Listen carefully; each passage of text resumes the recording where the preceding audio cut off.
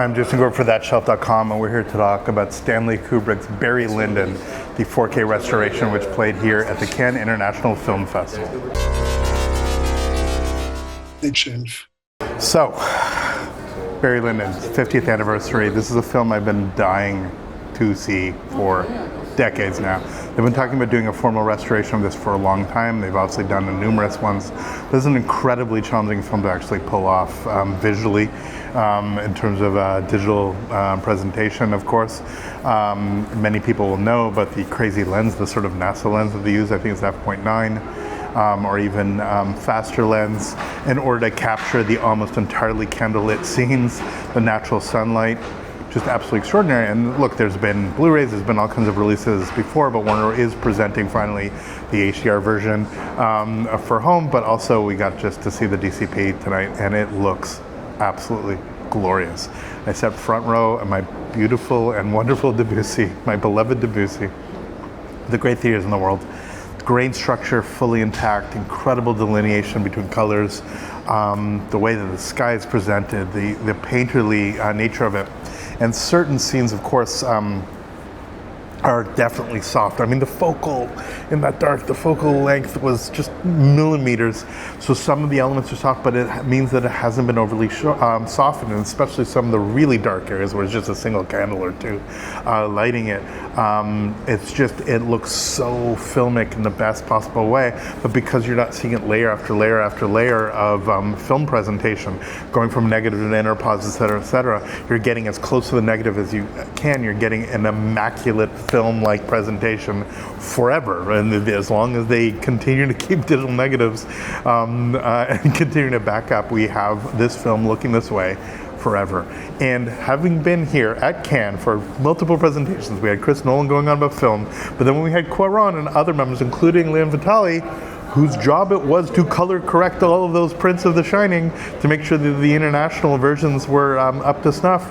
They went on a length about how frustrated Stanley Kubrick was with the delineation of different film prints, different film stocks and all that stuff, and how thrilled he'd be about the consistency and clarity that he would get. Shoot on whatever you want, whatever medium you want, presented in digital, and I think you're going to get something really, really extraordinary.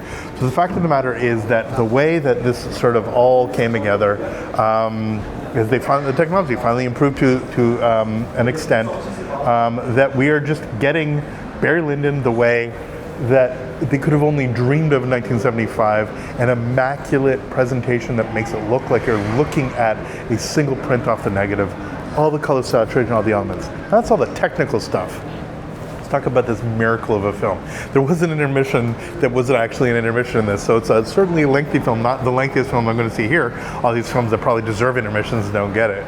But the fact of the matter is that this is, for me, the most glorious of glorious slow films, because it's slow for a purpose. It's slow because that's the pace at which life was living there. The sardonic narration, the comical elements shine when you're seeing it in a room full of 650 people. It's amazing. So that the moments of, like, it seems dour and seems overly serious, and it's obviously a very dark story with shootings and duels and deaths and lost fortunes and all that stuff, but it is a bleakly funny film, and that truly shone in seeing it with this fantastic audience. Again, we had a gift of just this incredible presentation with a whole bunch of cineasts all in one room just absolutely loving it. The way that it plays out, again, going a little bit back to the technical thing, the last scene, spoiler, in the sort of, barn or wherever it is where the final duel takes place, has always been a little bit murky, a little bit sort of hard to sort of delineate. It is not overly brightened, but the clarity, the texture, the walls, the grain on the guns, unbelievably beautiful. You could feel yourself falling in. Couple of the zoom outs where the trees are sort of curving off to the side of the image as the water sort of trickles behind. Then you go from this close-up shot all the way back. Just kind of breathtaking about how beautiful it is. The marching of the soldiers, and I found myself this time really thinking, part of me really wishes that he had a chance to do Napoleon, but also part of me thinks, like, I'm so glad that he made this. That he had a chance to make this, because if he would have made Napoleon and Barry Lyndon, obviously never would have happened. It would have felt too redundant. But we have had plenty of versions of Napoleon. We'll continue to have plenty of versions. I mean, there's still talk forever ago of actually doing Kubrick's version with Spielberg in charge. Don't think that's ever happening. But the fact of the matter is this, that nobody could have made Barry Lyndon the way Barry Lyndon does. This is so exquisitely Kubrickian, so decidedly stunning in terms of a listening performance. And Ryan O'Neal, who's never been a particularly amazing actor but kept showing up in these masterpieces, is so wonderfully gormless in this. Absolutely nails it. And all the color and texture of all the other characters, so believable.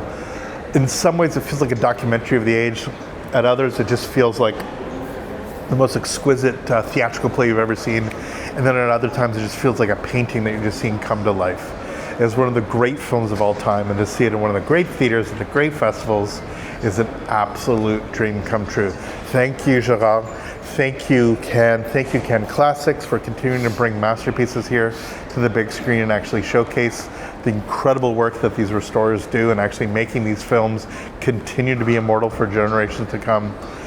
Please see Barry Lyndon in the biggest screen that you can as it hopefully gets released on more and more theaters. Give it a shot. If you haven't seen it, or if you've seen it 100 times, it's never too late, never too early to rewatch a masterpiece, an exquisite, exquisite film, as glorious and transcendent as Barry Lyndon by Stanley Kubrick.